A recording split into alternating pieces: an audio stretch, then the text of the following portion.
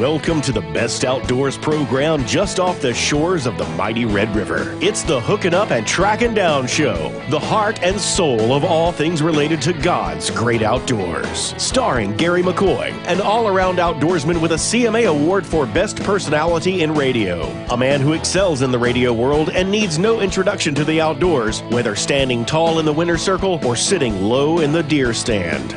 Mike Eccles, the boss tournament trail director and outstanding duck hunting guide with a wealth of outdoors knowledge who's not afraid to give his opinion with or without the facts. His years of bass tournament experience ensures that rules are followed and anglers are kept in check. And last but not least, Daiwa and Ranger Pro Steve Graff, a member of the Northwestern State University Hall of Fame with years of bass tournament experience who continues his pursuit of a double-digit bass and championship stringers. So let's jump on the front deck and make that first cast with the legendary minds of the great outdoors. Gary McCoy, Mike Eccles, and the one and only Steve Graff. Take it away, guys. Okay, y'all be nice. Why? Turn you down. The show is on now. Hooking Up and Tracking Down, 11:30, the Tiger. It's Gary McCoy along with the old Ranger Iowa Pro staffer Steve Graff. That's me. Mud Hen Mike Eccles is in the house. Little Jaybird today is wearing a dope hat. Yeah, you like that? Dope. Yeah, it's dope. Yeah, that's that young generation, that flat bill. God, Yeah. would you wear that? I thought he was one of the door. I thought there wasn't room on his hat for the Y. You know, the dopey. Yeah, no, that's on the side. You Okay. just, from where you're sitting at. Can't see it. This segment is brought to you by Steve Nichols and Specialty Track Hoe. And I gotta say hi to Steve because 1 week from tomorrow, Steve is going to be the featured speaker at my church at the Big Buck Banquet. Oh, cool. We every year have a Big Buck Banquet, and now, did you show off last year's Big Bucks mounts? Or well, no, this is the start of the Big Buck tournament. I mean, the Big Buck contest. And y'all got him because he makes so much money? That's Big, Big Bucks. oh, big. I thought you said Big Bucks contest. Yeah, okay. yeah. But Steve's going to be there, and he'll give his testimony, and what an incredible story. That's why we love the man so much. But Despino and Jim's South Tire, also proud sponsors, along with the Landing Restaurant of Natchitoches, Louisiana, cuisine at its absolute best. On the show today, David Croissant from the CCA tournament. He's going to wrap things up. Yep. I wonder how much money wasn't won because people didn't sign up. That'll be interesting to hear. I'm anxious to. I saw late in the game where people were actually winning some of these prizes. Yeah, but I mean, they had like trucks and boats and boats. And I mean, you know, just and it was, I can't imagine going down there and not entering. What's the biggest thing you've ever won in a contest? Any type of contest? I don't mean a fishing tournament. I'm talking about a raffle or something like that. I ain't won Nothing. squat. Nothing. Really? Ever. I've never won anything. My father-in-law could buy $1 ticket with 10 million people in it, and they'd pull his name. I could buy every ticket except one, and they'd pull his name. Yeah. And my brother-in-laws will spend thousands of dollars at a DU banquet, and they'll all rake in everything. Oh, yeah. They take everything home. Yeah. My brother-in-law, That's Mike the Craig. key. They spend thousands of dollars. Oh, my gosh. My brother-in-law, Mike Craig's the same way. He might spend $300-400. Yeah. I could spend the same $300 or $400 And and watch him win all my stuff. Exactly. I just can't do it. Yeah. I can't do it. It's just crazy. All right, but David Croissant is coming on. Todd Buffington's going to be here. Apparently, some things are going to change on Caney Creek Lake. We're going to open a can of worms. Yeah, we this are. Topic. Yeah, it's going to be interesting today. I want everybody to think about, and I hate to talk about, spill the beans on what we're going to talk about, but I want everybody to think about years ago when we first started, and I can remember the first good fish that I released. Quit throwing them in the ice chest. Mm-hmm. Yeah. What a struggle it was to change the mindset from catching and eating everything you got caught and start releasing the fish. And I remember how long it took. Keep that in mind when we have Todd Buffington on, and we're gonna start reverse the wheels. Yeah. Okay. Yeah, it's going to be interesting. That'll be here in about 30 minutes, right along in there, so be listening for that. Also, area lakes, we're full. We full. Yeah. And Sibley's full. Our cups runneth over. Yeah. Now, Bistino's still down, but it's supposed to be Now, down. I did want to clear up a rumor. All right. Okay. There's a rumor going around because anybody driving through Dixie Inn that looks down Door Cheat, you can see all the bar pits and everything like that. No, that's not a golf course. Okay, you don't need to go out there on top of that. Okay. Step out there. I just wanted to clear up that rumor.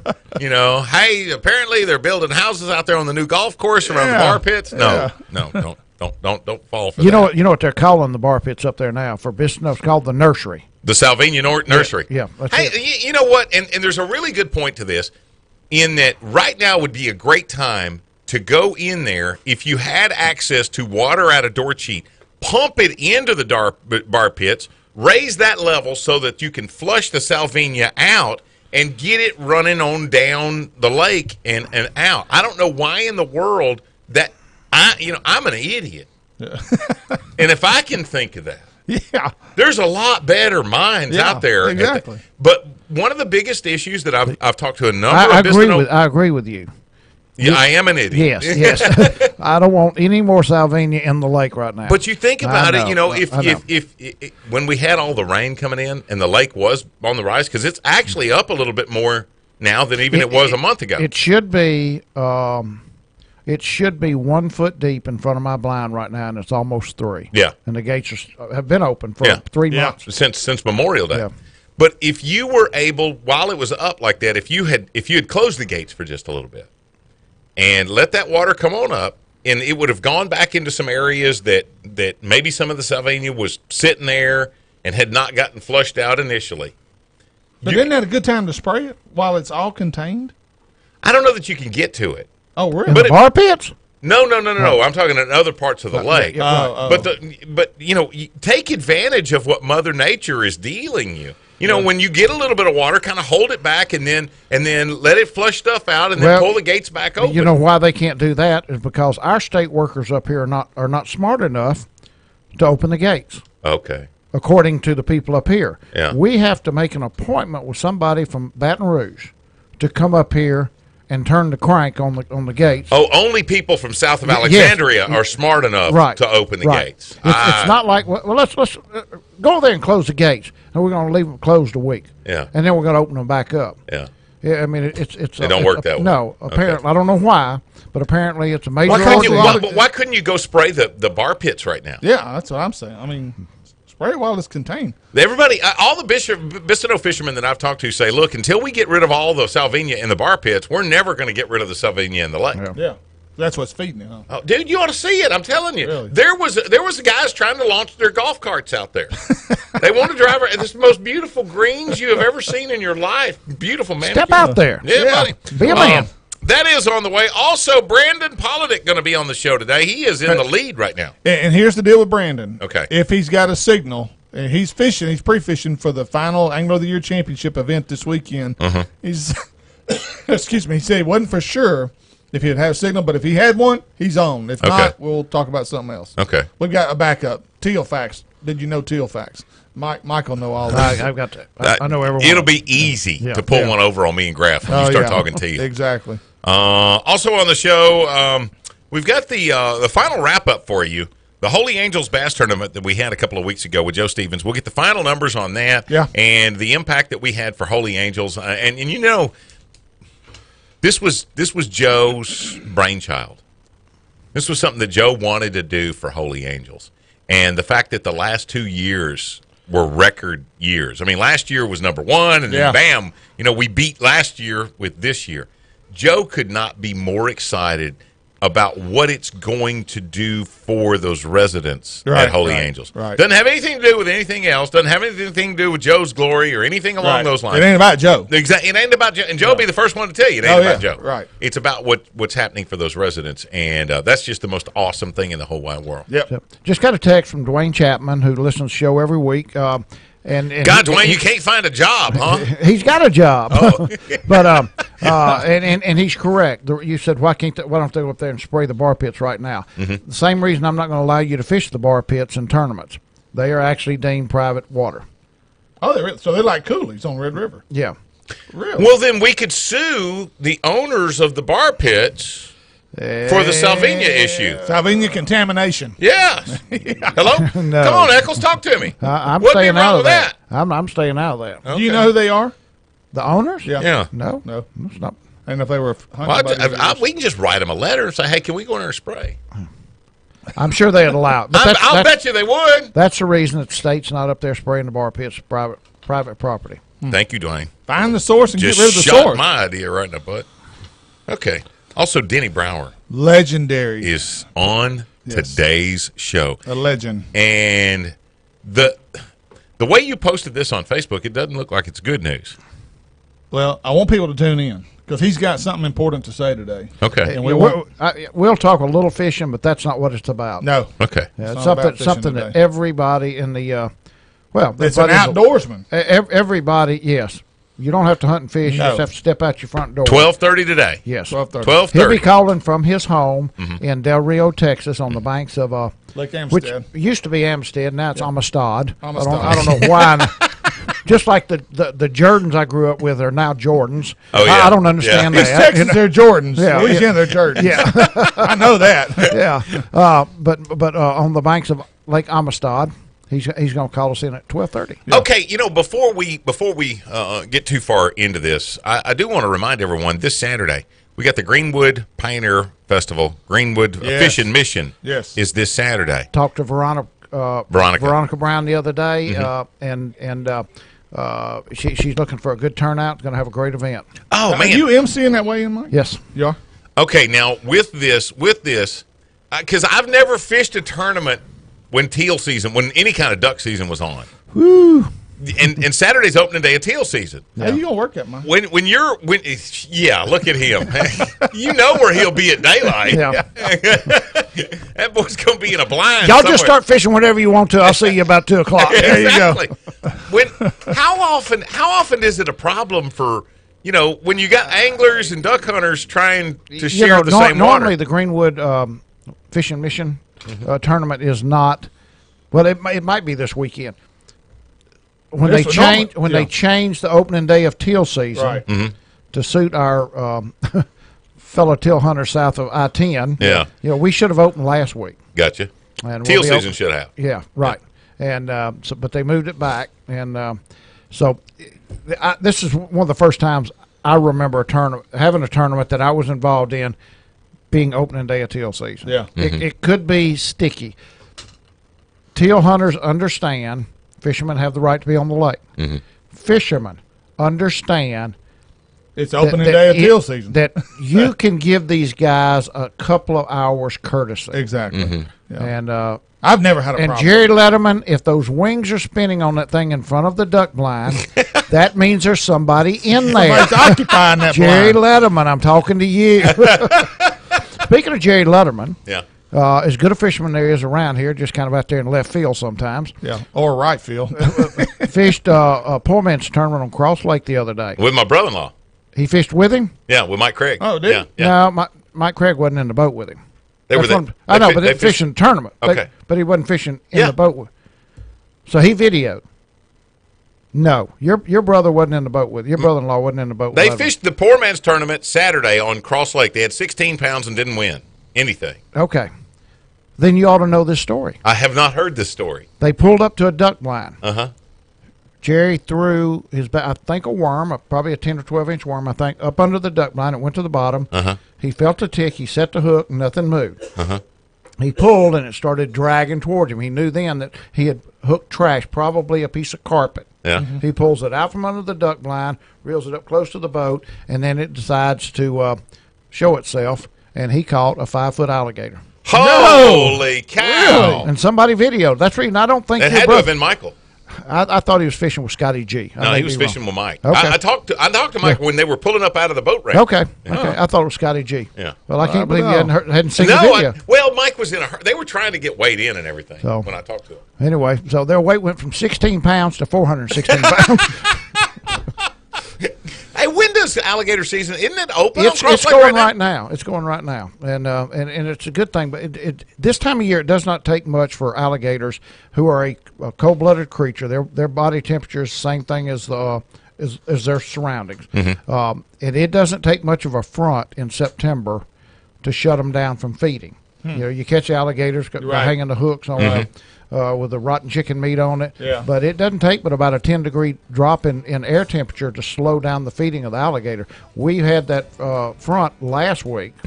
And now it's starting to warm back up. Now, I'm not really sure when alligator season opens, but it looks like we're going to get back around the 90s, which is going to be good for probably only the alligator hunters. You know our buddy John Perkins down at Cachetta. I don't know John. Oh, well, anyway. Yes, you do. He lives right there on the river. Never mind. He lives right there on the river. Okay. And let me tell you what, he and his brother. Is he just north of the bridge? Yes. Okay, I know who he is. Big old tall boy. Yeah, I met him one day. Let me tell you what, they catch some of the biggest alligators of anybody out there, and he's generally got pictures of them. You know, he's hanging them from the bucket of his tractor on Facebook and stuff. Golly! I didn't realize there are some monsters in Red River, baby. Oh, dude, yeah. I'm talking about those are crocodigators. Real quick, a couple of lake levels. Toledo Bend Lake level's 171.17. It's 0.43 feet low. Sam Rayburn is 1.665. It is up 2.1 feet. Fork is down 0.16, about half a foot. And Bistineau is at 5.86 down right now because, of course, they kept it down. And then Cross Lake is 1.1 feet down low, and Caddo is 0.40 up. So we won't need to do those at 11:45 then. No, we're done. Okay. All right. We are hooking up and tracking down 11:30. The Tiger.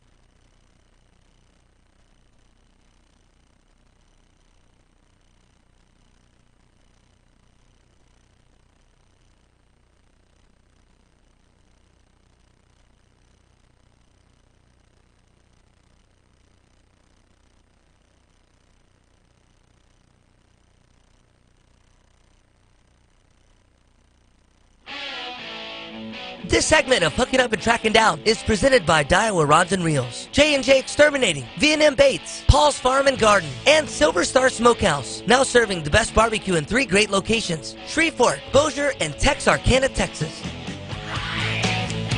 In conjunction with the 38th Annual Pioneer Heritage Festival, it's the RG3 Fishing Mission Bass Tournament, Sunday, September 16th, with proceeds benefiting Veteran Services. $1,000 guaranteed first place prize based on a 20-boat turnout. Entry fee is $100 per boat, with first cast at 7 a.m. Weigh-in is at 4 on festival grounds. Choose to fish from 5 quality lakes: Caddo, Cross, Red River, Toledo Bend, or Lake Bistineau. So make plans now to fish this great event and visit the Pioneer Heritage Festival September 15th and 16th, hosted by the town of Greenwood. Visit LouisianaTravel.com to learn more and pick your passion in Louisiana. David Cresson from the CCA on the phone with us again. And David, with the Star Tournament this year, just something out of curiosity. If y'all don't give away all those trucks and boats, y'all get to keep them? No, we don't. We end up just not having to give them away, and the dealerships get to keep them. But well, you know what? The crying shame is that you want to give away every one of them. Yeah, we did, and we got our wish this year. We had 12 of our tag redfish caught this year, and 5 of those were by registered anglers. So that's an amazing it's an amazing rate of return for our participants out there. We're gonna give away 2 brand new pickup trucks from Chevrolet and 3 brand new Nautic Star boats for the redfish winners, and then each of the trout division winners is going to win a brand new boat. We've got our awards banquet in October, and we're gonna need a bigger facility to put all these prizes in. So, but you're right, we really do look forward to giving these prizes away. We're really excited for all the winners this year, and we had 12 fish caught this year out of the 100 we released. That's an amazing rate of capture, and then for half of those fish to be caught by actual registered anglers was really a great year for Star. So we're excited about it. David, is this your best catch rate you've ever had with CCA Star? Yeah, it absolutely is. We it's not all that atypical for us to have 10% of our released fish caught. We normally, in a year where we'd put out 50, we'd have 5 or 6, sometimes more of the fish caught. But to have this many registered anglers out of that, in a normal year with 6 or 7 fish caught, we may have 1, maybe 2 winners. But to have 5 of the 12, which is more than 40% winner rate is really great. So we're excited about that. We're going to have an amazing event on October 19th here in Baton Rouge. It's going to take a while to get all those vehicles in and out of the arena, but we're going to do it. So come on, tell all your listeners to come on down and see us October 19th. David, what do you get more mileage out of, more publicity out of? The guy that catches a fish and wins a trucker boat, or the guy that doesn't? I mean, seriously, seriously, that's the guy that didn't register, caught the fish and didn't get it. Which one do you get more talk about? Yeah. No, I know what you're saying, and the honest answer is probably the guy that wasn't registered. Yep. Yep. We most of them are good natured about it, and they end up kind of the old commercial should have had a V8, popped yourself in the head. That's kind of the nature they approach this with, like, oh my gosh, I can't believe I didn't register for this tournament. I would have had a truck or a boat, and many of them have allowed us to use them in our advertising and our promotions, and we've written stories about them, and that really does get people's attention. Of course, the winners are great too, when you could show a guy or a lady standing next to a brand new truck or a boat. But we've gotten good mileage out of both. But to answer your question, we probably get slightly better mileage out of the folks that are good enough to let them tell their sad story. The guy that's not registered, he automatically loses his kitchen pass from his wife for the next year, and his mother-in-law takes him off the Christmas list for the rest of his life. So I mean that's just sheer hell for this poor fellow. Well, the way I look at it is, we all get involved with charitable events, and $30 is nothing for the average admission to any sort of charitable event. A golf tournament, another fishing tournament, a dinner of some sort, even a CCA bank would cost more than that. But this one, for $30, you get to fish all summer long and have the chance to go home with literally tens of thousands of dollars of prizes. It's kind of a no-brainer. Why everybody doesn't do it, we still hadn't quite figured out. We're trying to get there. But this year we had about 12,000 people fish the tournament, but we have about 400,000 registered anglers, saltwater anglers in Louisiana. So we've got to keep working on getting those other 388,000 fish in the Star. And what that allows us to do is to do the meat and potatoes work of CCA, working our advocacy, working our habitat work on the coast, teaching young people about the importance of conservation and stewardship, and and make CCA go. So we used to say you got to be crazy not to fish the Star tournament, not to have a ticket, and it still rings true today. Why anybody would fish saltwater even once each year and not have a $30 ticket to Star is hard to fathom. But we're going to keep on plugging, and we appreciate what Hooking Up, Tracking Down does to help us promote it in North Louisiana. Well, another thing, too, that's being promoted right now, and it's by the LDWF, and I'm sure probably in conjunction with CCA, the Roseau cane scale, a non-native tiny insect. They put out a public notice: do not transport Roseau cane, do not tie boats up to Roseau cane, remove all Roseau cane debris from boats prior to leaving local marinas, and wash and drain boats at or near marinas with soapy water. This must really become a major issue down there. Yeah, it is. And like I told you last time I was on, there's a meeting coming up in D.C. in a couple of weeks, and then there's going to be a big site visit for a congressional group going down there. It's a real problem. And while they're figuring out the ways to fix it, they're also asking the public to help not spread it. And the way you spread it is by having it make contact with your boats. Look, I fish Venice all the time. There's roseau cane everywhere. I'm constantly pulling my boat up into the nosing into the roseau cane to fish for redfish. Now when I do that, I'm going to avoid touching the roseau cane, and if I happen to touch it, I'm going to scrub the heck out of my boat because I don't want that scale showing up in the other places where I go. So I'd ask everybody to go to Wildlife Fisheries website, look at the instructions that they've asked people to follow. You can follow me on Twitter at David Cresson. I put out all these things as often as I can, and it's really important because we don't want to see this scale spread to other parts of the state. Yeah, and waterfowl hunters, of course, are now hitting the water as well, and so all those guys that are hunting around, which, I mean, that's what you hunt around, roseau cane. So it's going to probably be even more important for the waterfowl hunters than it even is for the fishermen.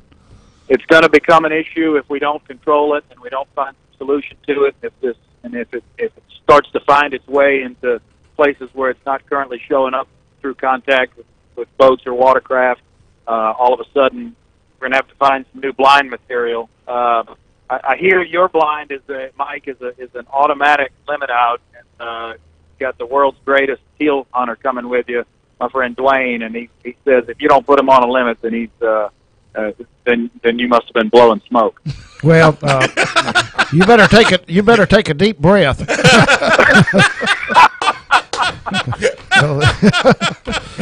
Now we have not seen a teal on Lake Bistineau since last Wednesday. Y'all are hogging them all down south. And talk about your partner, Ricky, set in the blind. How many bunches did he see come through? Last Wednesday, he had 10 bunches buzz the blind with no decoys out. Wow. Have not seen a duck since. So, of course, I mean, it's no secret up here that I'm not happy with what the state did with the teal season. We kill 80% of our teal the first week of season. And the second week is just bad. And now we lost the first week of season. They moved it back, hoping that we'd have a front the end of September. You know, I've just got to admit it benefits the guys in South Louisiana, but it's killed teal hunting in North Louisiana. So, well, I wish I could help you with that. I wish they would just let us set our own teal season up here. Let the West Zone set your teal season. The East Zone set your teal season. The coastal zone set your teal season instead of somebody someplace else governing it, dictating everything. Yeah. So anyway, you guys aren't familiar with that at all, are you? With the snapper and stuff, you're not familiar with wanting to take care of your own at all. Well, it is. Although it didn't work out for the northern teal hunters this year, it is something the state has the nimbleness to do is to manage that way, and whether they've done it in certain fisheries across the state. They do it with, obviously with deer hunting and with other sorts of hunting. They do it in zones, and if you try to leave that up to the federal government, it would be a disaster, an impossibility. But I would tell you that what I was going to say is that I think that's something that northern teal hunters should band together to try and get the state to look into in the future. And I've never found the state of Louisiana to be absolutely closed-minded to good ideas. Now, whether they end up happening or not,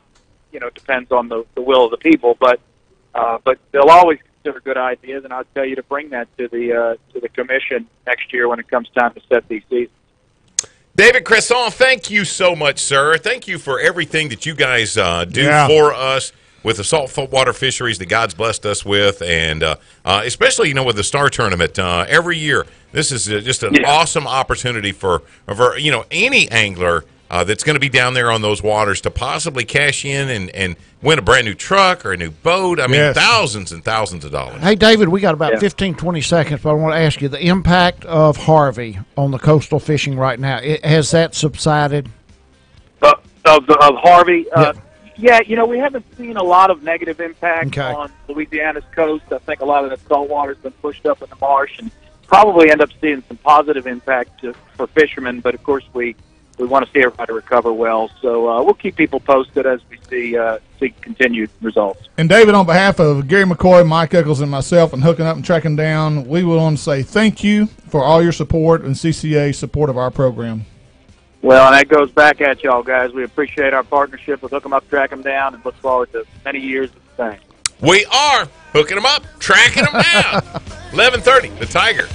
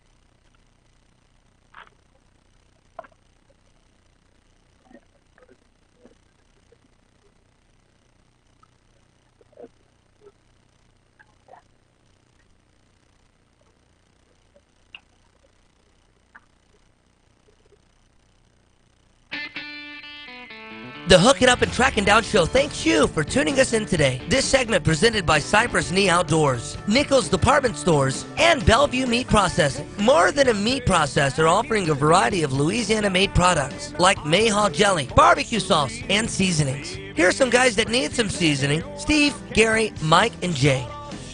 Hey, if you got a few things that need repairing on your duck blind or at the deer camp, United Rentals is your one-stop shop for all your rental tools and equipment needs. Services like custom on-site solutions, online management tools that will simplify and save you money on any and all of your outdoor projects. With online services and equipment protection plans that will help make your job easier and safer. Let United Rentals help to ensure all your deer stands or duck blinds are in the best shape possible. Go to UnitedRentals.com to find a dealer near you.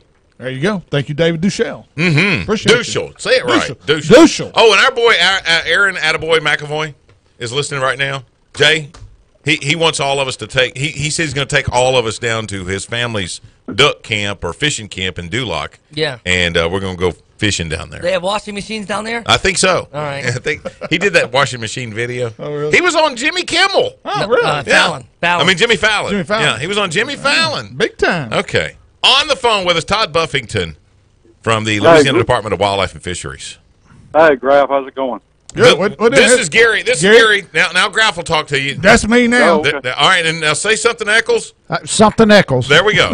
See, now you got it all straight in your head, right? Oh, yeah, we're good to go. So, Todd, what's going on with Caney Creek? Caney Lake. Well, Caney Creek we Lake. have a notice of intent out to remove the slot limit on Caney Lake because it's just, as it sits now, it's very difficult to enforce. It's not really having the effect that we'd like to have as far as a trophy management lake. So we feel like it's just going to be a lot better to take that restriction off and just incorporate it into the same management regime that we have across the state. No size limit, the 10 fish, no size restriction and the 10 fish limit. Well, yesterday, and what prompted this conversation to even take place today was I actually called Todd to see, because there was no date announced as to when this would take effect. Okay, gotcha. So I called him and said, is there a date? Anyway, we talked about that. But I could tell instantly, I hit a hot button with him because he sounded frustrated the fact that as anglers, we're our own worst enemy, and the reason why this is having to be changed, because we're not taking fish out the slot was designed to take fish out below the slot. They want you to take those fish out. Yeah. Everybody keeps throwing them all back. Yeah. So it's eliminated the purpose for the slot. Is that right? Yeah, that's exactly right. That slot, you have to do what's called driving the slot. And the way that you do that is those fish that are under the slot limit, you've got to catch them and you've got to take them out. And people are just not willing to take home a 10, 11, 12-inch bass, when they're hoping to go over the slot and catch some fish. Although that is your best eating fish. Yes. Absolutely. It's the best eating fish. And we're having a lot of trouble getting fish into and out of that slot because we're not keeping enough small ones under. Todd, I got to ask, is this a sign across the whole state? I mean, I realize that with Caddo Lake and I guess that'd be the best example, being one that's still got a slot on it and being that we have to share those waters with Texas.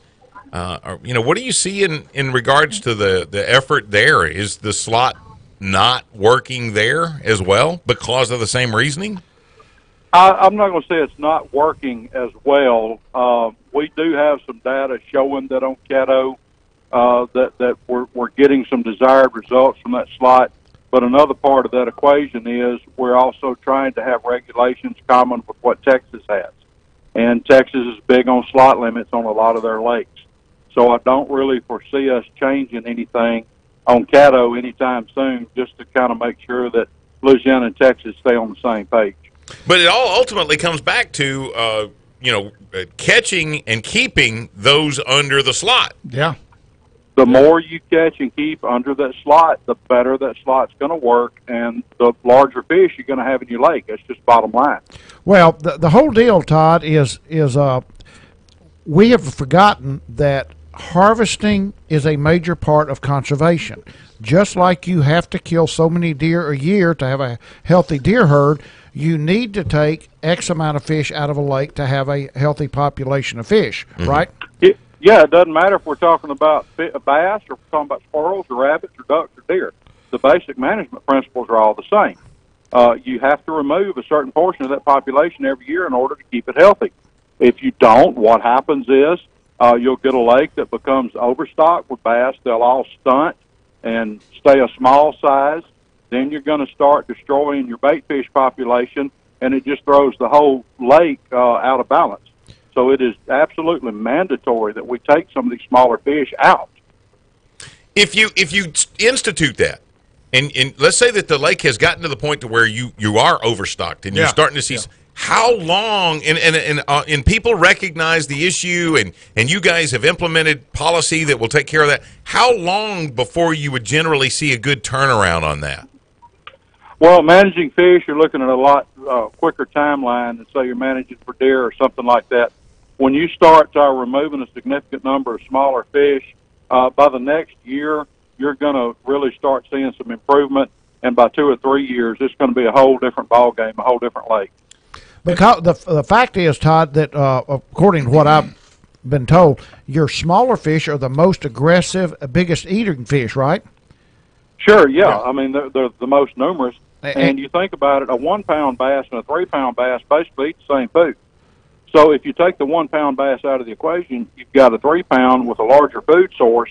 So he's going to grow larger and get out of that slot quicker. And the smaller fish is more aggressive, so he's more apt to eat his quota quicker than the 3 pound fish. Yeah, absolutely. I mean, I have seen them things gorge themselves until they have minnows hanging halfway out their mouth they can't even swallow. Right. Now, Todd, the one thing me and you talked about yesterday was, and we've all three of us in here, including Mike, who's older than all of us, but not that much, but a little bit. But we all grew up in the era of the Ray Scott catch and release generation. So now you're basically kind of telling us and saying, guys, you need to change your mindset a little bit here. If you're a tournament guy, you need to keep some of the smaller fish and take them home, take them out. Yeah, it's a pendulum that swings back and forth. I mean, we had some lakes in the 70s and 80s that were overfished. People were, keeping everything they caught, even in tournaments. I mean, tournaments back then, you didn't release fish, you kept everything. Yeah. And we put a lot of pressure on these fish, and it started to have I think more in the tournament angler's mind, it had more of a detrimental impact, so they start pushing catch and release. And back then, Todd, they had 10 fish limits. That's right. They had much larger limits. Oh, yeah. And now that pendulum has swung the other way, and the bass has become almost a religious icon. And, you know, they think it says in the Bible somewhere you're going to burn in hell if you eat one. And that's simply not the case. Well, I mean, my brother's in trouble. and you guys remember this. Remember the Webster Fireman Bass Tournament? Yes. Yep. It was a 10-fish limit. Yeah. Guys had dip nets. It's bringing them up there full of fish. Yeah, I do remember and that. their suckers were taking them home. There wasn't nobody releasing nothing. It did not That's hurt. right. And it didn't hurt Bistineau at all. Well, No. you can't tell me that. I agree 100% with what Todd's saying, only because I've been around the biologists and stuff over there at Heartland 1010, Right. shocking and listening to them talk, and I understand now. I still think that you should not take your 4, 5, and 6 pound fish out. I don't care what they do to a lake. I still think that you put those fish back in, you take out your smaller fish, and those 4 and 5 pound fish are able to feed and grow to the 6 and 7 pound. Yeah. Your 7 and 8 pound fish, the top of the slot right now, like on Caddo Lake, 18-inch fish. So many fish that just will not touch that 18-inch mark. If we eliminated a big population of the 12 and 13, 14-inch fish out of the lake, all of those that are at 3.5 pounds, 18 inches, next year will be at that 4.5 pounds, 19 and 20 inches. Is that correct, Todd? Yeah, and not only that, but the fish that are in the slot, that is your the highest percentage of your breeding population. Right. Right. So but these are Todd, fish.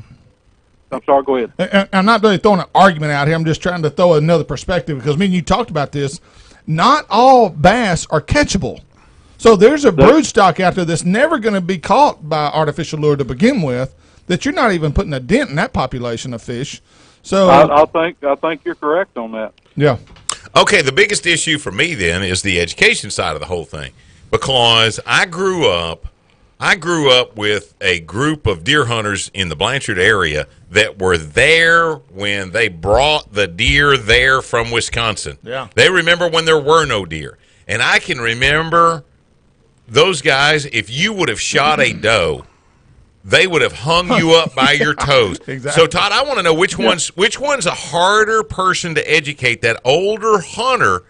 Is it harder to convince them that it's necessary to shoot a doe, or is it us bass fishermen and it's necessary to keep a bass? I think it's more difficult for the bass fisherman because even a hard-headed deer hunter, I can actually physically show him damage caused by overpopulation of deer. Okay. It's very difficult to show a bass fisherman. You know, they go out on the lake, they fish all day, they catch 2 bass. Well, the bass wouldn't bite. Well, there's a little bit more to that. Why were the bass not biting? Because this lake is out of balance. Our population size is not where it should be. And it's very difficult to show them that. Yeah. Wow. I.e. Red River. Hey, Todd, I've got a question for you, and this is just my own stupid idea. I've been involved in this since before. When you ate everything you caught, all the way up to the catch and release and the Bass Life Days. That I've been through the whole gamut of it. Is it possible that we have, by releasing all our fish, catching them multiple times and releasing them, have we bred a group of fish out there that are harder to catch? And before you answer that, my idea is if a whitetail fawn can hit the ground and be 1 hour old, never been around a man, but is afraid of it, that to me is an inbred instinct. Is it possible that we have got fish that are actually reproducing because they've been caught 2 or 3 or 4 times in their life that could possibly pass on a hereditary trait that makes them more difficult, or is that just totally off the wall? I'm not going to tell you it's totally off the wall, but a fish has a much simpler brain and much simpler nervous system than, you know, a deer or something like that. So those higher traits, it's going to be really difficult to pass that along in a fish. Well, grass fishing around genius bass. He can't catch. Now, I'm going to tell you, there was a time I went fishing with Jeff Pate at the south end of Lake Bistineau, and he said that some of those fish he had caught so many times in tournaments, he called them tournament pros. He said, you hook them, and he says, they jump right in the live well. He said, they know the routine. Now, Todd, another thing we got onto, we ain't got but a couple of minutes left, but one thing, I mean, you talked about as well, Are we too Florida bass minded now? Instead of stocking these lakes with northern strain, are we too Florida bass minded on all these stockings? Yeah, that's one of the things we did talk about. And the bottom line of the whole concept is this: you cannot mess with Mother Nature without there being repercussions. And we have got all these Florida strain fish that we've released all throughout all of our lakes. And it is a fact that the Florida strain bass, it will grow quicker in warmer water, but it is not as aggressive as our native largemouth. Mm-hmm. And I think that has a lot to do with decreased harvest or decreased tournament catches you see because these Florida fish are tougher to catch. And we also, it's kind of died down now, but you remember a couple of years ago that whirling bass disease was big news. There were bass dying all over the southern United States, and it was never proven, but I had a theory that was probably because we had introduced those Florida genetics into all of our fish. I think the native fish had a natural resistance to that disease, and we've more or less bred it out of them. Interesting. Todd Buffington, Louisiana Department of Wildlife and Fisheries. Here's the deal: if you're going to Caney Lake, is that effective now? No. When will that start, Todd? We have not got a date, but it's out for comment right now, and depending on how long they take to rule on it, you know, our fishing regulations start over January 1 of each year. Mm-hmm. I would imagine in their minds they're probably shooting for a January 1 start date. Okay. You have until November 20th of this year to contact Jeff Sibley. If you've got a comment publicly, you want to make a comment to him about this issue, you have till 4:30 p.m. November 20th to make that comment.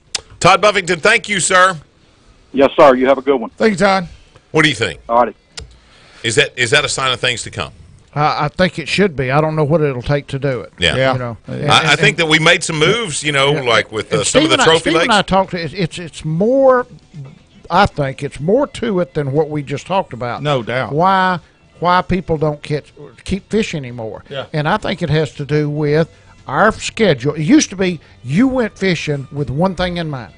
Yeah. One thing. Catching fish to eat. Catch enough fish to come home. That's you had a fish fry that night. That's right. That's not the reason we go fishing anymore. So you don't want to take 3 or 4 fish, leave them in the live well, and know that you've got to come home and clean them. Yeah. It's our lifestyle has changed that to where I just soon go out to eat. Yeah. Exactly. So. Wow. Hooking up and tracking down. 11:30, the Tiger.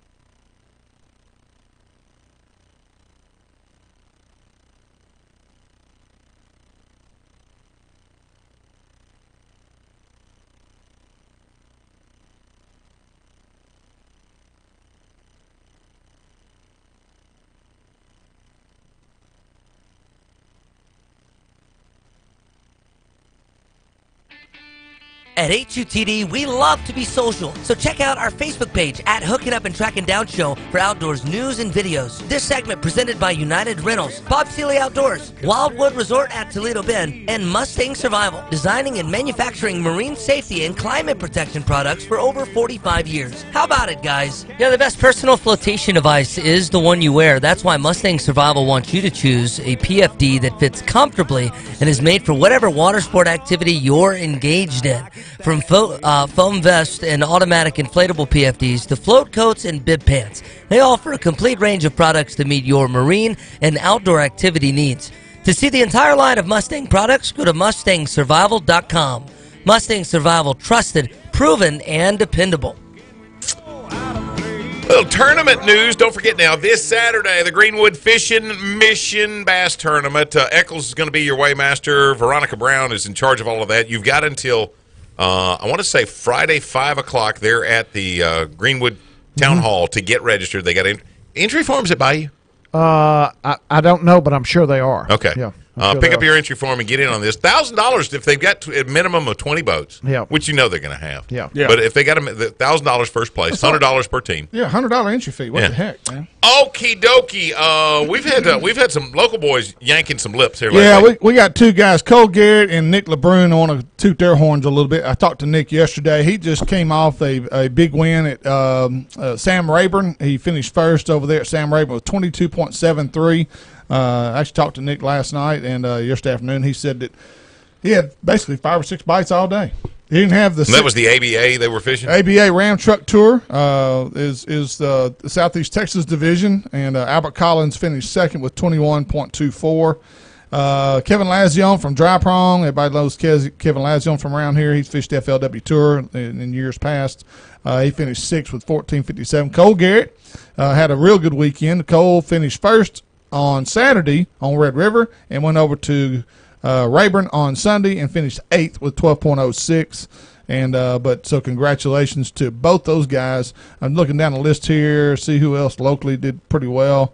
Sam Rayburn, you can just look at the list of 5 fish limits. I mean, it's just Rayburn is really doing well. It's on fire, guys. If you want a great place to go fish, that's a place to go. Well, now when you look, I mean, and I'm not knocking what you're saying there, but go back to the Sam Rayburn results there, because you had a number of 5 fish limits, yes. Yep. But you drop from first place with Nick at 22.73 pounds to where you come down to 7th place or 4th. At 7th place, 12 less than 13 pounds. Yeah. Oh yeah. Puts you in the top 10. Yeah. Which I'm going to tell you right now, that wouldn't That's have my kind of tournament. That wouldn't have happened on Cross Lake Saturday. Right. So you're saying the numbers have been higher. Well, what I'm saying is there's a lot of fish, but not a lot of weight. Yeah, exactly. And you think it's the time of year? It is. I think sure. Time of year. But it's just kind of crazy in that, those guys are catching, loads and loads and loads of fish. Now, Nick LeBrun might have said, he only had 5 or 6 bites, but they were the right 5. He was fishing a big fish pattern. He was fishing probably deep, 25 foot or deeper all day long. Right. Yeah. He wasn't at the bank throwing a spinnerbait. And somebody else is out there throwing a spinnerbait, and they're hammering them, catching 150 fish, but they only weigh 12 pounds. I mean, when you look, there's – now, when you go to the Red River, totally different story. Totally different story. Cole Garrett won it with 14.91. Yours truly came in second with. Look at here. He had 5 fish, 11.30. Bradley Virgilito came in third with 10.63.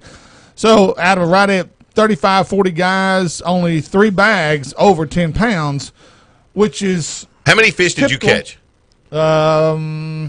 I caught 3 times, so I caught 8 fish. No, I caught 2 short, so 10 fish. 10 fish all day. Okay, now when you're culling, are these good culls, or are you culling for like a quarter of a pound? One was a good cull. One I gained 2 pounds with on a cull, and the other ones were pound here, a pound there, pound and a half. So Not big ultra upgrades, except for the. I had nothing to do, but for you, I'm going to thank the Caddo Bossier Sheriff's Department, Marine Division. He slung a prop 10 minutes below the lock, and they came down. It took them 4 hours to get him in. Wow! But they pulled him all the way in a broke down boat. I definitely was that Jackie? Was she on there? No. Bossier Parish Sheriff's Office. Their Marine Patrol. Rick Fazio wasn't he that male model with the long hair? Yeah, yeah, on the cover of the books and stuff. Fazio, yeah. Look, Rick looked good, but he don't look that good. Graf still got his picture. I bet he looked good when he pulled up. He was a 10 when he pulled up to me. He was better looking than a Dr. Pepper and a Snickers bar. I guarantee you. Kevin Simmons was his guy that was with him also, and thank you to both of those guys. I'm telling you right now, my hats off to these guys. It took them 4 hours to pull me from 10 minutes south of the Locking Dam number 5 all the way back to Red River South. They picked me up about 3:30. We pulled in at 7:45, basically. Wow. Yeah, it was a long 4-hour tow. Wow. But at least you made it to the weigh-in. I got back. Well, I had my fish turned in to another pro angler, stopped and took my fish in. And I also want to thank Chris Weighing for weighing those fish in for me, and he allowed those fish to be weighed. And but anyway, I want to say thank you to him as well. What'd you hit? What'd you hit? Don't say you didn't hit anything. What'd you hit? You hit some rocks or a something. Floater. Oh, did? Yeah, a floater. Okay. Hit a floater. So, but, you know what? The sad. And sometimes you see him, and sometimes you don't. I'm going to tell you, even old Mr. Smith. Jones. No, Robert Bisson. Mr. Robert Bisson. Back in the day on Toledo Bend, Mr. Robert Bisson used to tell me all the time, he says, listen, you boys be careful the way that y'all run this lake. He said, because I'm telling you, there will be a log today where there wasn't one yesterday. And just because you find a little pig trail to run down through doesn't mean there won't be something tomorrow. Right. And I'm going to tell you, and that's on Toledo where you don't have near the movement that you would on the river. No, there's no doubt. And the river had been up, so there were some had broke loose. There were some floaters out there that you had to be careful. You were dodging a few here and there. But also, thank God you're okay. Yeah, thank goodness. Jerry Cootie from Montgomery. Everybody knows Jerry from around here. Great angler. He finished 4th. Looking down the list here, Shreveport. Joe Fleming finished 6th. Let's see here. Keithville, Dwight. How you say that? Minogue. Dwight Minogue. He finished 9th. Trent Toops, Shreveport. Sam Huckabee there. Sam Huckabee finished 11th. Billy Graves, another great angler from Montgomery. He finished 12th. Mark Price from Ruston. We all know who Mark Price is. And he finished 14th. And a lot of 5-fish limits, but just small limits. Red River has gotten that away right now, guys. It's if right now, if I was you, my claim to fame for the rest of my life would be that one day I beat Mark Price. That's my big. I'd have that printed on my business card. Defeated Mark Price from Ruston. Yeah, I'm Steve Graff. Yeah, I beat Mark Price. Yeah. One day, but it that's a team of Price and Elshot. Yeah, buddy. And I want to say this, and Mike, I don't know how you're going to fall on this side of the fence, or Gary. We are losing this circuit this year. They are dropping out of Louisiana. The Ram Truck Tour is leaving Louisiana completely, and there's a select handful of us, like Sam, myself, Sam Huckabee, Nick LeBrun. There's certain ones of us that follow. Jeff Pate. We've been following the circuit, but now because of the lack of turnout, they are not going to put another circuit back here in Louisiana. They're taking all those tournaments to Sam Rayburn next year in a different division. I don't understand, and I understand how great they have it up here because of Mike Eccles and the Bayou Outdoors Tournament Trail and the H&W Tournament Trail. They don't have to go fish anything else. Mm-hmm. But these are great circuits that they are individual, and they do require a little travel, a little time. But as many great anglers as we have in this market up here, it frustrates ABA and the Ram Truck Tour as well as the BFL and FLW why these guys will not participate in these events. I don't understand it. I don't know why they won't jump out there. Do you guys have any thoughts on that? I think you're right. It is a great deal, and I don't like to see anything go away. Although I do agree, everybody have to agree, we've got a tremendous amount of tournaments on top of each other now. Yeah. It's just tough. This is an area of the country. It's tough to put a tournament together on in the fall. Yeah. It's just not going to happen. We are hooking up and tracking down 11:30. The Tiger. Camouflage britches and a southern boy.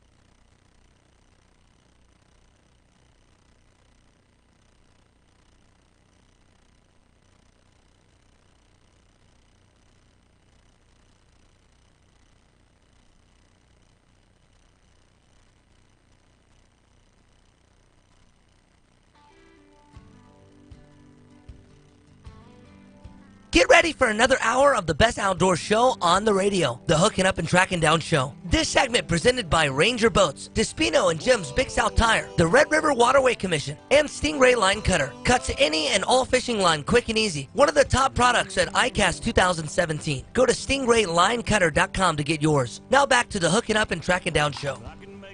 In conjunction with the 38th Annual Pioneer Heritage Festival, it's the RG3 Fish and Mission Bass Tournament. This Saturday, September the 16th, you've got Sunday on there, but it's actually Saturday, September the 16th. Proceeds benefiting Veterans Services, $1,000 guaranteed first place prize based on a 20-boat turnout. Entry fee is $100 per boat with the first cast at 7 a.m. Weigh-in at 4 o'clock there on the festival grounds. Choose to fish from 5 quality lakes. There's Caddo and Cross, Red River, Toledo Bend, or Lake Bistineau. So make plans right now to fish this great event and visit the Pioneer Heritage Festival September 15th and 16th, hosted by the town of Greenwood. Visit LouisianaTravel.com to learn more and pick your passion in Louisiana. I'm Gary McCoy, along with the old Ranger Pro Staffer Steve Graff. The Mud Hen Mike Eccles is here. And is Brandon on the phone? We got him. Brandon Polinick on the phone with us. You're actually pre-fishing right now. We were scared you might not have a signal, Brandon. Yeah, I wasn't sure where I was going to be on the lake or how the service was going to be, but fortunately, I'm in service. Okay, so are we interrupting fish biting, or are we interrupting you going, holy crap, the fish are not biting? It hasn't been the most productive. So where are you at, Brandon? We're up on Mille Lacs Lake in Minnesota. So AOY Championship final tournament of the 2017 elite season. Now, Brandon, that's considered one of the better lakes in the country. I think it was ranked in the top 5, wasn't it? Ranked at number 1. I'm sorry? They may have ranked it number 1. Yeah, I think you're right. I think it was ranked number 1 because so it's supposed to be an outstanding fishery. And you can't catch anything? What's the matter?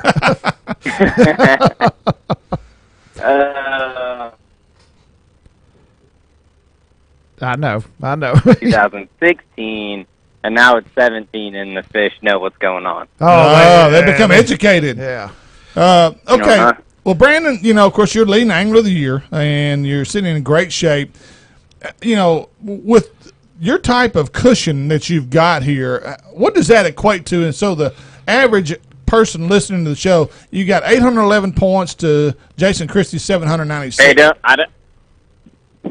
if you guys just start talking about points, I just pulled the phone away from my ear because I don't want to know what the point spread is. Oh, okay. That was going to ask. My question was going to be, what's going to be the difference?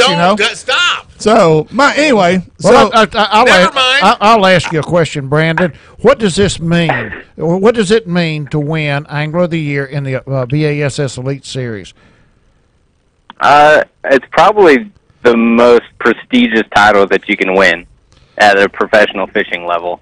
From like a media career standpoint, the Classic is probably the biggest. But right. From a like personal or amongst like the other elite fishermen, AOY is probably the most prestigious that you can win, because not only were you the best for 1 week, but you were considered the best for the entire year on average. So it's something that's so hard to accomplish.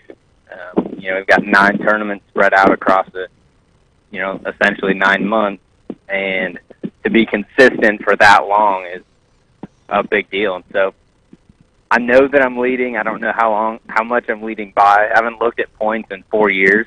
I can tell you if you want to know. Hey, Brandon, we'll take care of him. We're sorry. Yeah. Okay, Brandon, here's something for you. And I've heard Mike Eccles ask other anglers of this before, and it's a great question. What have you done different this year to put you in this position that didn't happen for you last year or maybe the year previous? Honestly, I don't feel like I have fished any different, which sounds crazy, but the only thing that I can think of is that as I've fished longer at this level, I've matured, and you start to make better decisions. And I think every year I start fishing a little bit more freely, making better decisions, having more confidence in your decisions. And, when you get that kind of ball rolling, it allows you to just not even really think about your decisions. You just think of something and you go do it, and it works.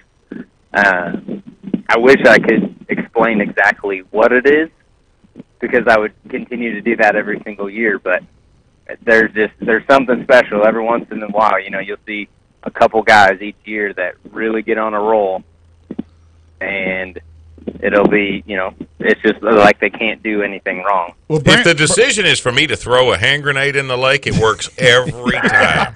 Brandon, if would you say that you're much better financially now as well? Does that help take a lot of the pressure off of you and allow you to make better quality decisions when you're on the water? It definitely doesn't hurt, but I've always been the guy that I've always made decisions based on what I thought I needed to do to win. Yeah. I've never been a guy that just went out trying to chase checks, even when I was still sleeping in the back of my pickup. Right. I just, mentally, I can't just go fish for a check. So I don't think the process is any different. I just think maybe the decisions are better, and where when I was first starting in my career, I would continually look for new things and maybe not pay attention to the clues as well as where now, I can get little bits and pieces and piece something together where maybe I won't have a crazy bomb, and, I've got better damage control, I guess. Yeah. Brandon, is this a lake where you're going to be targeting smallmouth, largemouth, or both? It has both. I'll be 100% smallmouth. Anytime I can chase smallmouth, that's what I'm going to do. Okay. Because they're my favorite fish to catch. So I'll be 100% smallmouth. 3-day or 4-day tournament? 3-day. This is a 3-day. Okay, and what's it going to take to win? What do you got to catch on average every day to win the tournament? I would say 23 a day would get you really close. Whoa! All right, that's stout. Holy cow! 23. Are you on 23 a day kind of fish? It's possible. Okay, I don't want to jinx whether or not they stay, or who knows. But I've seen enough of the quality that it's possible to catch 23. Will the wind kill you? Yeah. I don't think so. It's not supposed to blow too hard, and this lake's not. It's not big like Toledo Bend or something, or Rayburn like that. Right. It's just a big bowl, and it's a circle, and if it blows hard, it can get pretty rough. But it's only like 15 miles across and 15 miles long. It's a big circle. So does it fish small? Even if it is windy, you can still get to where you need to go. Yeah. Does it fish small? Is it going to be guys piled up on top of each other? Or? There will be in a few places. Yeah, so it could get a little heated at times. It could. There's a lot of things on the line. Guys trying to win AOY, guys trying to qualify for the Classic. You know what? I'm glad you brought that up, because we've had in a couple of circuits around here of late. We've had, and Brandon, you're one of the younger anglers that's come on board. What? You're not even 30 yet, are you? Nope. Yeah. How old are you now? 29. Okay, 29 years old. 29 years old. So you're one of the new, fresh, young generation that's come around. And we've had a couple of issues here lately with not necessarily people your age, but maybe a little bit younger, where there was what some deem maybe some infringement on some water, or maybe some unsportsmanlike conduct or things like that. Would you say that you see this a lot on your level? Maybe not a lot, but when you do you see it? When you see it, how do you resolve it? It does happen, unfortunately. Y'all go to the bank or what? I just have this theory of, doing to others as you want to be done to you. And I've kind of always had that motto out here that you just be a good person, and then everything else takes care of itself. But you're fishing a spot. First and foremost, be a good person. There you go. You're fishing, and you're exactly right. But you're fishing a spot, and somebody has just come up on you. Would you, to be that good person, would you leave? Oh no, I make sure. Like if I was there, yeah, I'm at least going to communicate with them, and that's usually where things go wrong. Is nobody says anything, and then both guys just get all pissed off at each other. Right. But nobody ever says anything until they just blow up on each other, or they never say anything, and then they just tell all their buddies that, so-and-so did something. So I have no problem communicating with somebody, and when you do that, usually you find out, or you work it out okay. Right. But on that level, on the level you're fishing, guys know you're leading, okay? So isn't there a mutual respect to say, okay, well, Brandon's already on this spot. I'm not going to invade on him. Yeah. Will they give you that obligation or that right? Will they stay away from you? That's person-to-person basis. Yeah, right. Some will, some won't. Yes, that's the right thing to do. Right, yes. right. That's what I would do. But hey Brandon, Gary wouldn't. Brandon, every time we have somebody from BASS or FLW on the line, we ask them a question. I don't think we've had you on before, have we? Oh yeah, twice. So if we've asked you this question, just answer it again. You'll bear with me. and we will ask again next time. At my age, my mind starts slipping. And anyway, it's going to be difficult for you because you're not old enough to really key in on this. We ask all the guys, Larry Nixon, we ask them all, if you could turn back the clock to when you first started fishing tournaments and you could take one thing with you, you could have the first time you started fishing tournaments, you had something. Now, is it your boat? Is it your electronics? Is it your better rods and reels? Is it a particular bait? If you could take one thing back in time and have it that nobody else had 10 years ago, what would you take back with you that would just boost your career? Jumpstart it. Electronics is an easy one. Yeah. Just because they've came so far, even just in the last 7 years since I've started. But really, just the knowledge is what I would want to take back. I've learned a lot in the last 7 years, and just gotten more comfortable on the water making decisions, and that, I would like to take that back with me. Yeah. Mm-hmm. Do you know what? And that's kind of a double-edged sword for me, because not having the knowledge of some bodies of water is better, but I think just having more fishing knowledge in general helps. But does fishing knowledge equate to confidence going back? If you had to take it back, would you want more confidence going back? Yeah. I've always been confident. I think it's just when you do it long enough, things become second nature. It's like muscle memory. Right. And you just do things that you don't even you know, there where before you might have had to subconsciously thought about it, where now you just do it. You don't even think about it. Okay, you are a good person. But I want to appeal to the person who is Brandon Palaniuk. You're human, and these kinds of things do happen. Whether you win the tournament or not, is there one guy that you're fishing against that, as long as I beat him, it's a good day? I don't want that name, but I do. I want the name. Is there that one guy that, as long as I beat him, then I'm all right? Kevin Van Dam. I bet that's not the case in this one. No, I would say right now. Well, right now I'd say it's Christie, even though I love the guy. Yeah. As long as I beat him. There is one other guy that, as long as I beat him, I'll don't call his name. Be happy, but his initials are JW. I'm not going to say anything. Oh, that's okay. We'll say it for you. We know enough to be dangerous. Hey, Brandon. The question that I asked you about going back in time and taking something, like I said, we normally ask that of guys that have been fishing tournaments 30, 40, 50 years. Yeah. The number one answer, you know what it is? If they could take one thing back and have when they first started, was a Cinco. Yep. Isn't that crazy? Seriously, if I could go back at 40 years ago, I had a Cinco. Larry Nixon, Ricky Clunn, Danny Brower. Brower, all said Cinco. Yeah. If I could have the Cinco. Well, it would blow your guys' mind to know that I have not made a single cast with a Cinco all year long.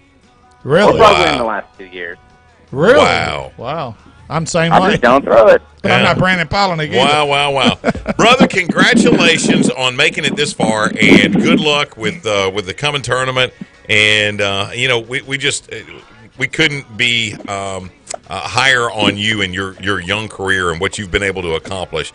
You don't need our endorsement, but we're going to tell you that every time we have you on, you're always a hoot, and you're always really great information for us, so we certainly wish you the best. Thank you, Brandon. I appreciate it. Brandon Palaniuk leading the race right now, Angler of the Year. He's not on the phone anymore, is he, Jay?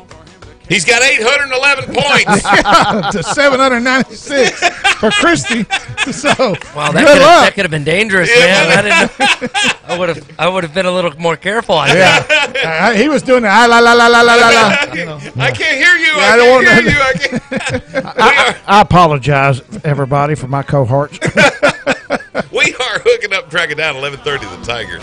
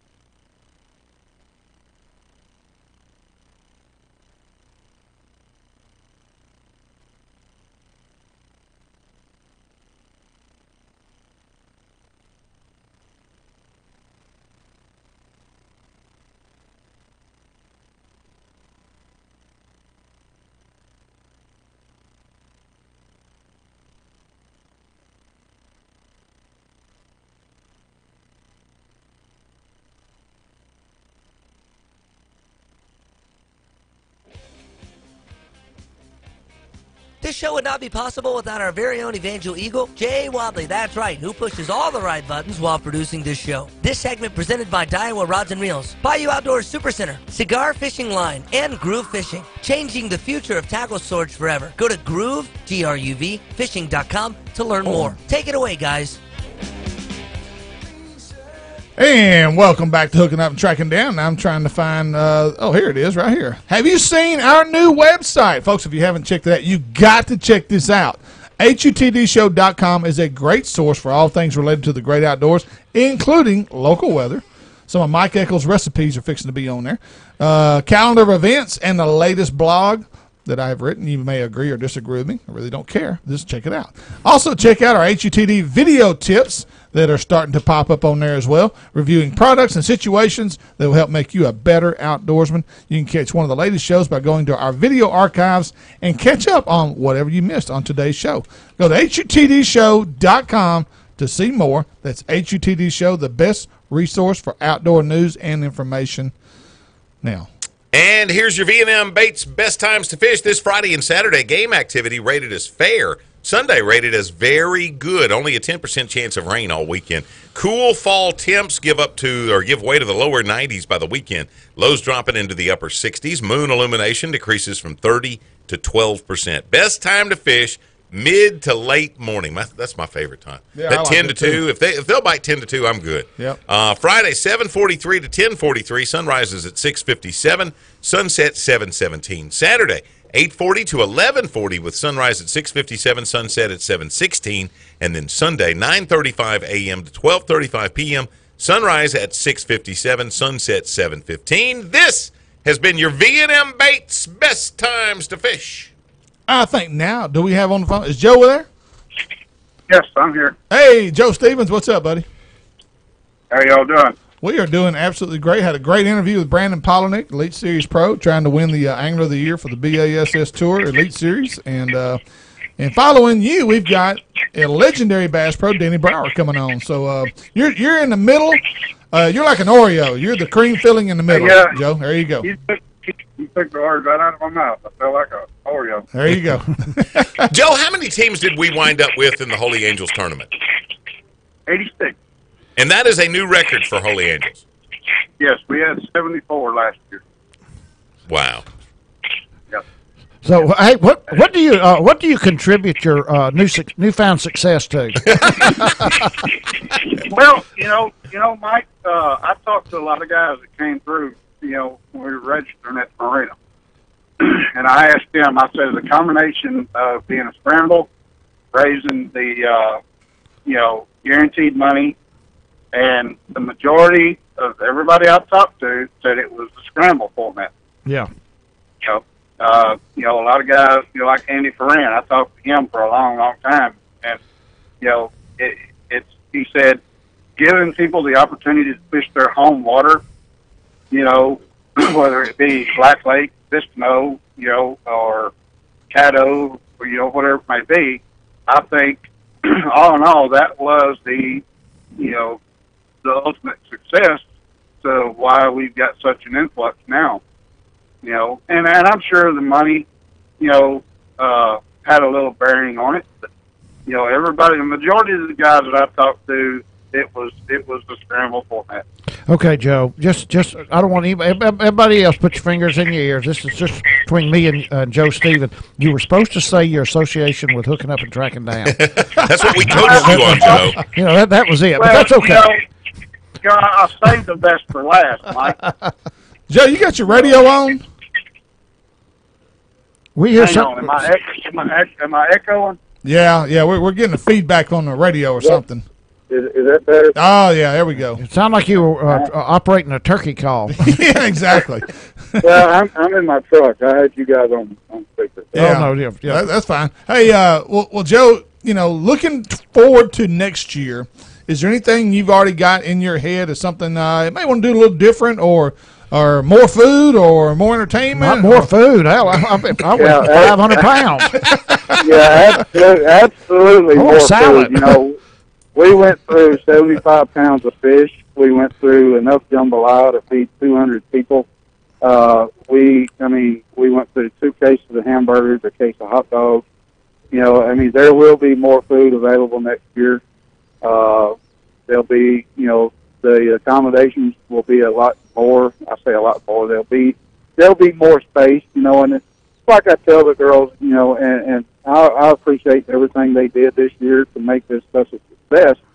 And they've seen once again this year with such a turnout, we need more seating. Yeah. So next year that will increase again next year. I've already set the date for next year. It'll be August 25th. I'm thinking, and with some input from guys like yourself, I'm thinking about maybe adding one more lake to the scramble, because I had several guys say, "Well, why don't you put this on? Why don't you put this one on there?" So that's something else I'm going to think about. I want to please the fishermen. I want to give them what they want. Regardless if it's Cross Lake or another lake close by or whatever. I want them to have what they want. Well, let me give you a little bit of advice. Most of the guys that asked why didn't you put another lake on there, they were already going to fish the tournament. Oh, sure they were. They were there. So adding more lakes. No, I think you've got. I was one of those guys. Yeah. I asked. I was going to fish it regardless of where he had. Yeah. But adding more lakes doesn't normally. You've got a good selection, Joe. You really do. Yeah. And just because if you add 2 more lakes, don't expect that to pick up another 20 anglers. It's not going to do it. Right. But no, I don't expect it to. But the quality of the tournament and the money, and the only thing that I could see, everybody talks about what you had. I think the only thing that would make it better next year if you did not have something. And that's just no love bugs next year. Oh my gosh! Oh yes. my God! Thank goodness. Yes, That's that was the Lord works in mysterious ways. He gave us the most perfect day, Yes. but yet He brought us love bugs. Oh my gosh! They've been brutal. I mean, Anybody says where's the love, I could show you. it was everywhere. I mean, if you didn't get any fish or jambalaya or anything, open your mouth. It's plenty of love bugs. That's good. Yeah. Okay, Joe. Holy Angels, one of the greatest causes to be associated with. Hats off to you and everybody. I want to say thanks to Jenny and Dave McGrath, whose daughter's there, and they were there helping the whole time. Yes. How did this turn out for you? What did you make $1? We made $1. We did $20,000. Wow. Oh, wow. Great. That's a record? Compared last year, we did 16.5. Wow. So as long as we keep moving in that direction, Yeah, I man. mean, the cool part about this is all of the profits go straight to those residents, don't they? Yeah. Every penny goes. Now, Joe, give us some examples of where those numbers and what that money is actually used for. Give us a couple of examples. Well, it goes straight to their education program. Okay. I mean, they have Holy Angels. I don't know if y'all been informed in depth, but what Holy Angels does, they have like a class for each individual that can prosper in certain things. Like they have a class that individuals can go in and shred paper. They have a class that individuals can go in and mess around on the computer. They have a craft class. They have several different things, and all the money that goes into Holy Angels provides the items for them to what's the word I'm looking for? To add to their curriculum, to use in their study? To help them prosper and, to help them learn and keep them, motivated, that's where all the money goes. That's awesome. And, but, it's a good deal.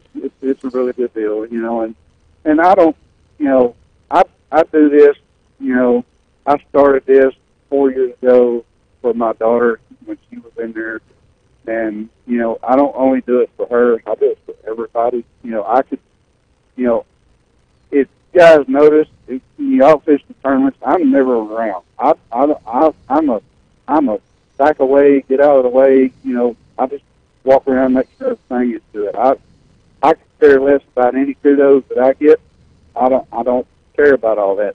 What I care about is making sure everybody has what they need and gets what they want out of this whole tournament. Well, I know from hooking up and tracking down standpoint, I know my ultimate goal for you and Holy Angels, I want this to become the same type of event that the All-City Championship was at one point. I mean, everybody lived for that tournament. They couldn't wait till that tournament came up the next year, and people flocked to it, and that's what I'm hoping this event becomes, that takes the place of that event.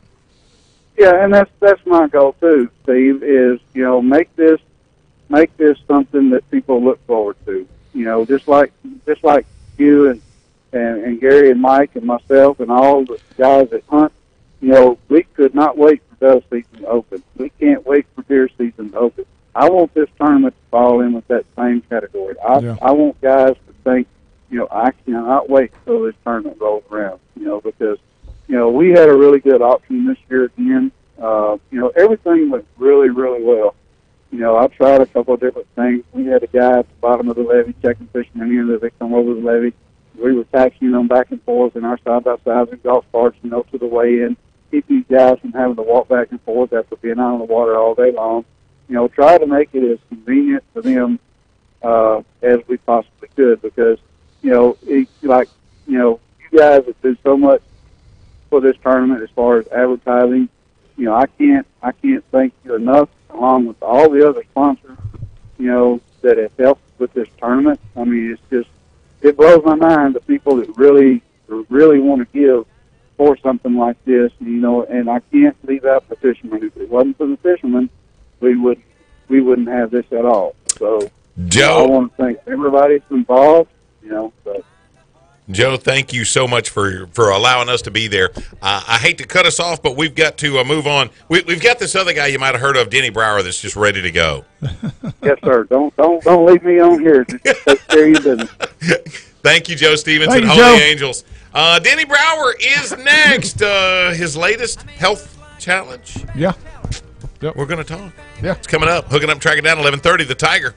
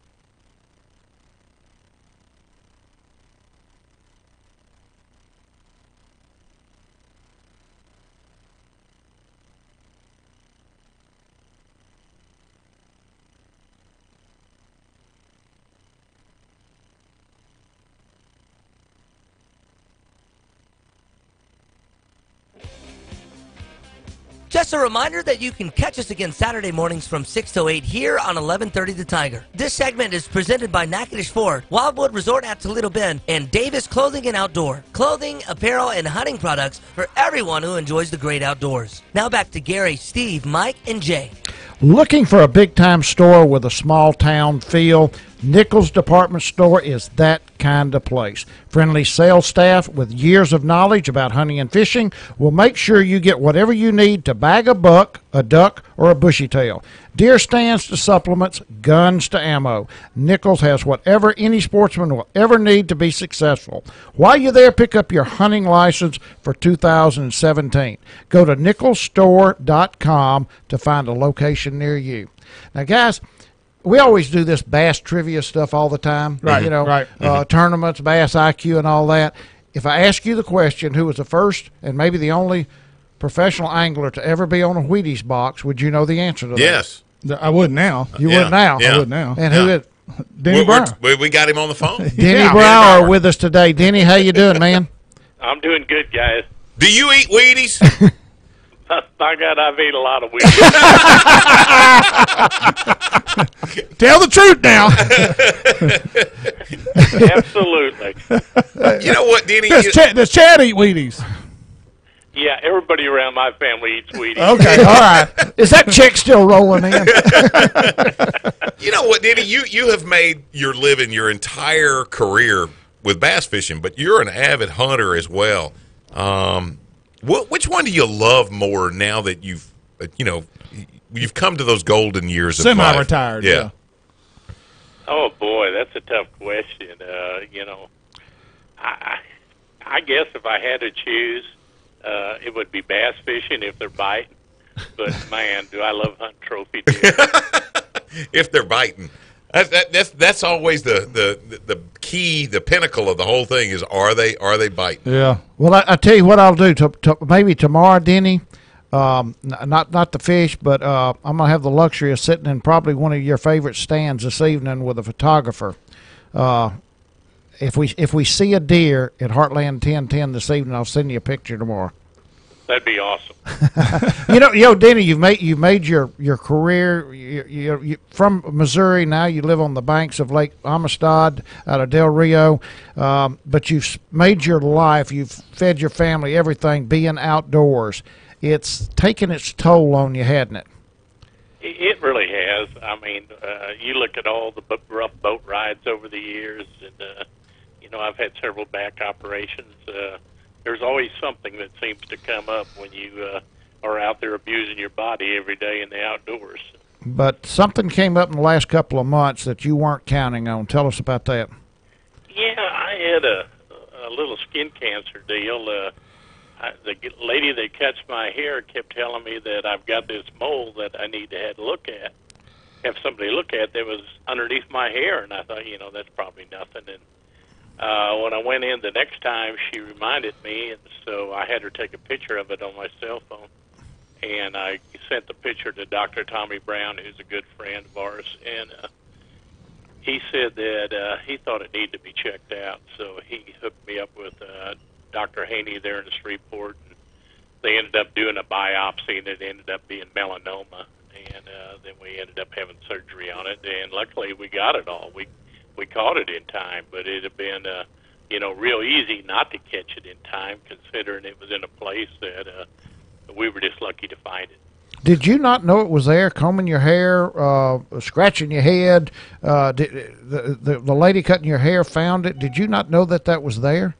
I had no idea that I even had a mole up there. It was, still flat with the surface, and once I saw the picture of it, I know what melanoma looks like, so I thought it was real suspect too, and obviously she thought it was suspect enough to point it out to me. But if she hadn't noticed it, I'd have probably, who knows how long it had been before I'd have discovered it. The killing part about that to me is would it have been under your hat? Because you don't fish without a hat on. Right. It was actually right underneath the hat band itself, which it would have got no sunlight right there in that spot, except when I'd be running. You don't have your hat off, and obviously if you count all the hours that we're out there running up and down the lake without our hat on, it probably did get some sun exposure then. But, I figured the only part of your body that stays covered more is what your underwear covers. No melanomas there, thank you. Well, I hope not. He's but safe, ready to go. I mean, unless he's running naked. Yeah, at our age, that would look like a Shar-Pei dog. But I mean, seriously, with the sunscreen and all the issues made about skin cancer, and now the hats. I mean, the gloves and the face pieces and the mask that everybody wears. Yeah. The hat under the hat is probably the last place in the world you'd expect that. Exactly. But it's still happening. I've made it a point to go to a dermatologist at least once a year. And I've had little spots burn off, and I've had a couple of places that, they had to cut out. But none of the dermatologists have ever looked underneath my hair. Yeah. So that just tells you really need to have a thorough checkup. Now, the places you had burned off or removed, were those sun-exposed areas, or were they under your shirt, or Were they different places that hands? weren't hands covered and up? Face and ears. Yeah. I had one bad one several years ago that was actually on the side of my nose that they had to go in and make sure they got it all, and it healed right up. And the rest of them were just spots on my hands and arms from sun exposure, precancerous spots is what they call them, where they go in and freeze them and basically burn them off. Well, they say people that are red-haired, blue-eyed are the ones that are most susceptible. Freckled type people, light skin, are the ones most susceptible. But that's not necessarily true. Anybody can get this, can't they? They really can, and if you spend a lot of time in the outdoors, you need to pay attention, take it serious, and do the sunscreen. I'm now wearing long sleeve shirts, and a lot more conscious of it than I was before. But even at that, no matter how you treat it, you can put all the sunscreen on in the world, but you still need to go and at least get it checked out every now and then.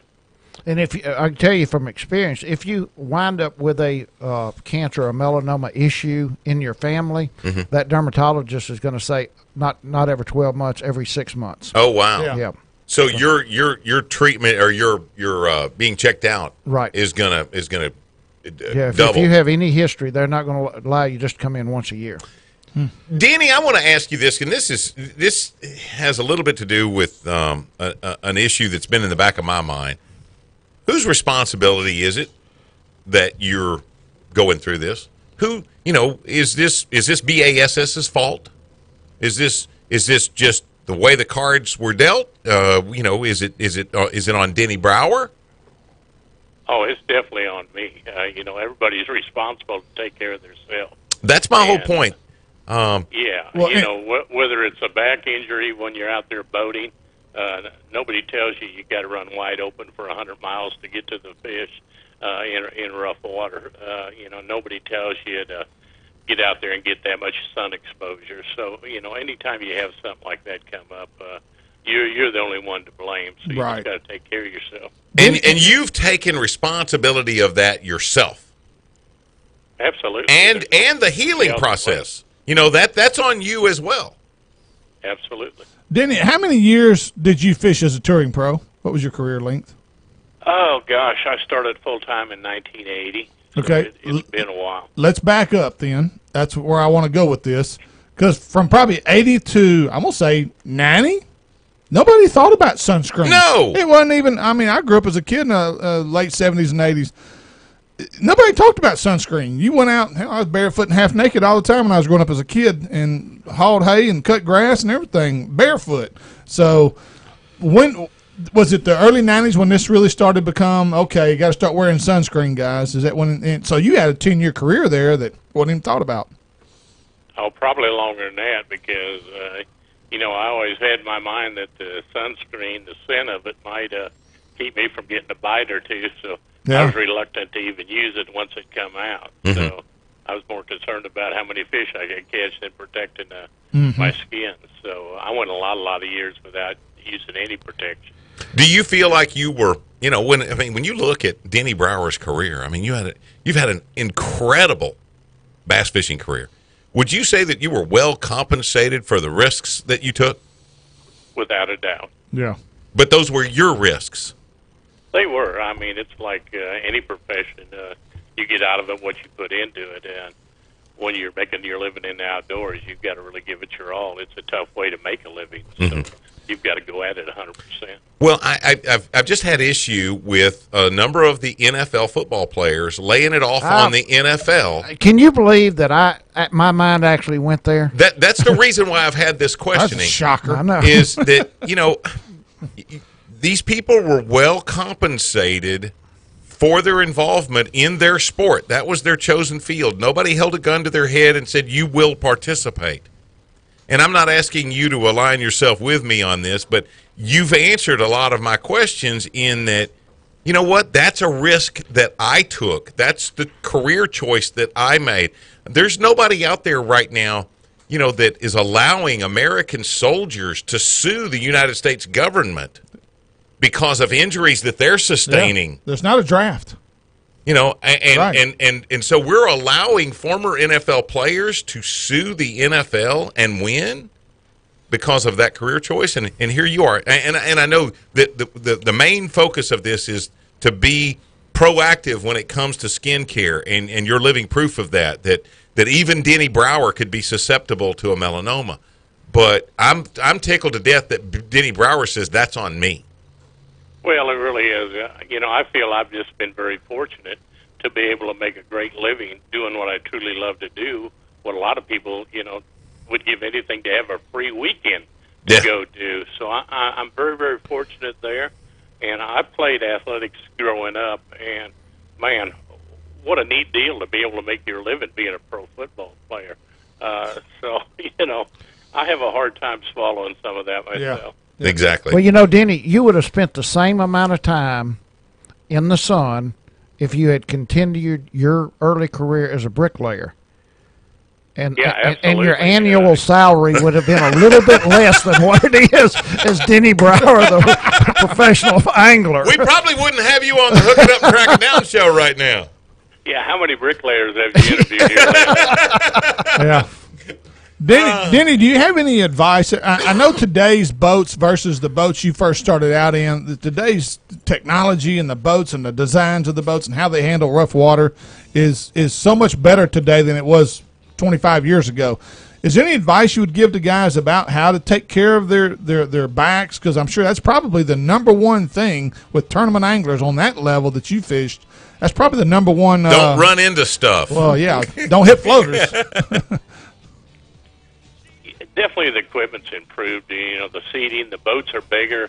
When, we first got started, we had a limit of 150 horsepower. It was the biggest motor we could run, and most of the boats were 17-footers, and then gradually we worked ourselves up to where now everybody's using a 20, 21-foot boat. So it's a lot more forgiving in rough water, so you don't take the pounding you used to. But, man, when you're young and dumb, the only thing you can think of is, you're really racing the clock when you're tournament fishing. So if you can save 10, 15 minutes on a long run each way, that might give you the time to catch the winning fish. So we pushed it harder than we should have. And, you pay the price once in a while. But, back injuries are self-inflicted is what I always say. Yeah. All right, one last thing. Give us an Amistad report. I mean, is the lake coming back, or is this going to be a destination point again? What? It really has come back. The last year and a half has been good. We've been catching, quite a few double-digit fish again. That said, fishing has got real tough in the last few weeks. I guess it's going through a little summertime spell. The lake jumped up 5 foot. When it jumped up, the fish just shut off. And so fishing's real tough now, but the fish are definitely here. It'll get good again as soon as the water cools down. Denny Brower, thank you. Thank you, Denny. Thank you, Denny, and I hope to see you when you come up and go deer hunting. And he hopes to see a picture in the morning. Probably just a few weeks you'll be coming up, won't you? I'll be coming up in early October. There you go. Okay, thank you for your time, Denny. Yeah. Thank you, guys. Okay, here in just a minute, we're going to talk teal. Teal season this weekend. Eccles has got some teal facts for us. I got the teal facts. Oh, you do? But he's just going to see if wait a minute. I'm on. If you're going to recite them, they're not fact. Okay. Yeah. This is from the wonderful world of graph. We got teal stuff. Teal stuff. And Wikipedia. We're hooking up, tracking down 11:30. The Tiger.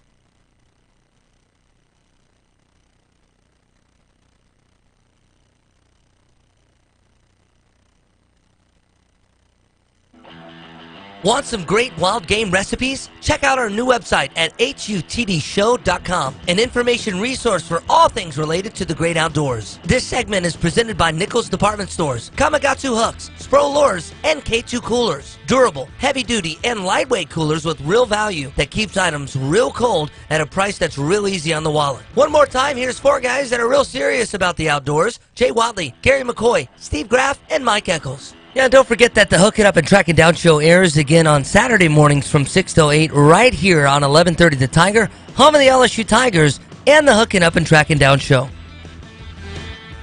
Hey, it's Gary McCoy along with the old Ranger Iowa Pro Staffer Steve Graff. The mud hen Mike Eccles is here. Of course, we just heard from the little love child of 1130 The Tiger. Yeah, better than being the love bug.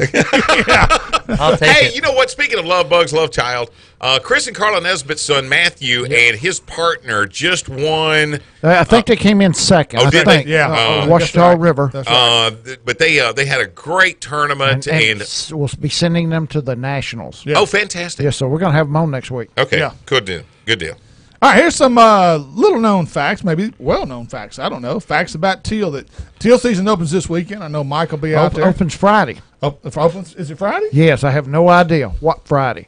This Friday is opening morning? Not legally, but I'm going to be out there. Oh, okay. I was like, what the No, freak? it does. It opens Friday. Does it really? Do not know why. Huh. Abadal. All right, I'll do the first one. Blue-winged teal females change breeding sites from year to year in response to changing wetland conditions and lay an average of 10 eggs. Okay. There are approximately 6 million blue-winged teal. There's exactly 6 went by Bistono. Did you know teal facts? If Steve Graff kills a blue-winged teal, he hit it with his truck. Or his boat. Is that it? Blue-winged teal have the highest annual mortality rate, reaching 65% of all the dabbling ducks.